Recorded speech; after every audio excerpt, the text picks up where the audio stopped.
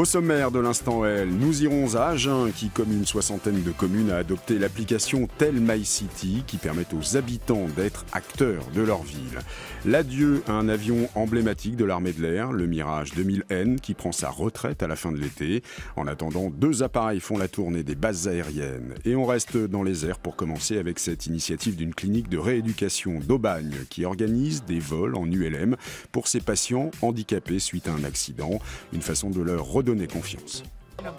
Laurent était marin-pompier. Au cours d'une intervention, une explosion lui fait perdre ses 2 jambes. Aujourd'hui, le temps d'un vol à bord de cette ULM, il va se laisser emporter et oublier quelques instants son handicap. On ressent tout quoi. Ouais. Le chaud, le froid, l'air, le vent sur le relief. Le vent, c'est simplement magnifique quoi. Il n'y a plus d'handicap. On se sent un autre. Tous ces patients sont encore hospitalisés. Dans quelques semaines, ils vont quitter la clinique. Au-delà des soins physiques, le but de l'équipe médicale est aussi de leur redonner goût à la vie. Il y a une vie après un accident, qu'il y a une vie avec un handicap, qu'on peut avoir accès à beaucoup de choses, quasiment tout, que tout est possible, quoi. Quand on est comme ça, on se bat tout le temps.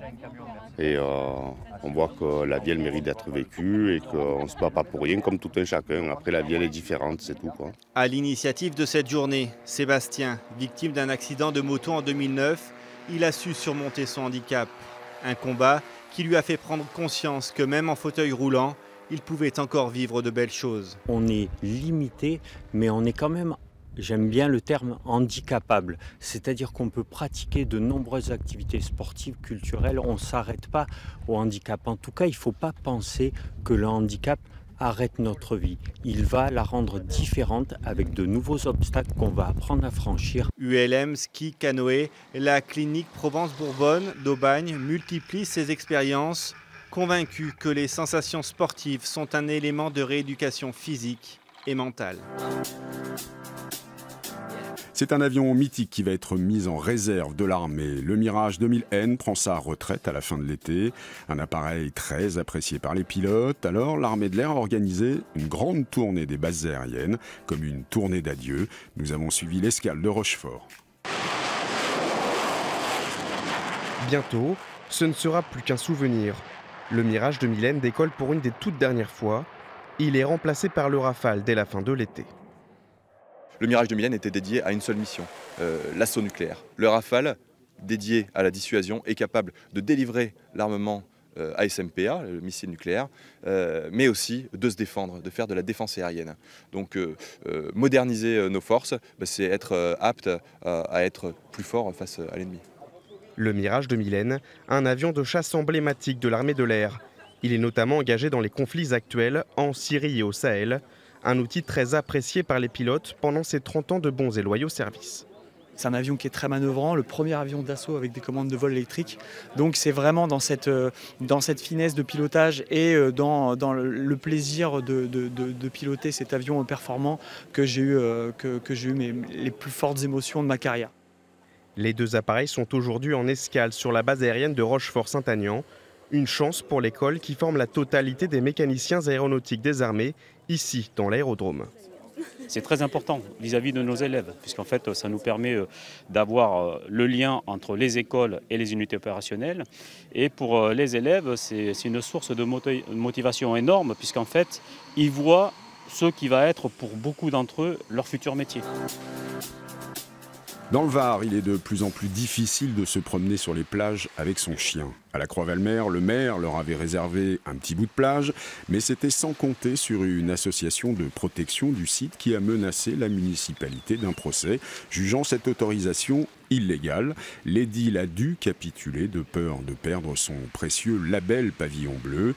Aujourd'hui, sur tout le littoral varois, moins d'une quinzaine de lieux sont accessibles aux chiens. On termine à Agen qui vient officiellement d'adopter Tell My City, une application qui équipe déjà une soixantaine de villes en France et qui permet aux habitants de signaler toute anomalie ou dysfonctionnement directement à la mairie. Après 1 an de test, l'application Tell My City est à la disposition des Agenais gratuitement depuis vendredi. Ah, après, il y a le panneau. Ah, ouais, il est un peu tordu. Quelqu'un a dû le... Voilà. Attendez, on va prendre la photo. Je vais le signaler. Là, je viens de signaler un poteau qui a été défoncé et dégradé. Donc il faut le signaler pour qu'il soit remis droit. La photo est immédiatement transmise à un serveur et arrive au service Vie et Quartier pour traitement. La personne qui nous a fait le signalement reçoit un message de notre part comme quoi on a bien reçu son signalement. Suite, deuxième étape, on le transfère au service concerné. En 24 ou 48 heures, le ramassage et les légers travaux sont effectués par la voirie municipale. Un délai qui, avant l'application, était difficilement tenable, faute d'informations. C'est 1001 détails où là, on est encore trop lent par rapport à ce que permet aujourd'hui ce que permettent les systèmes d'information.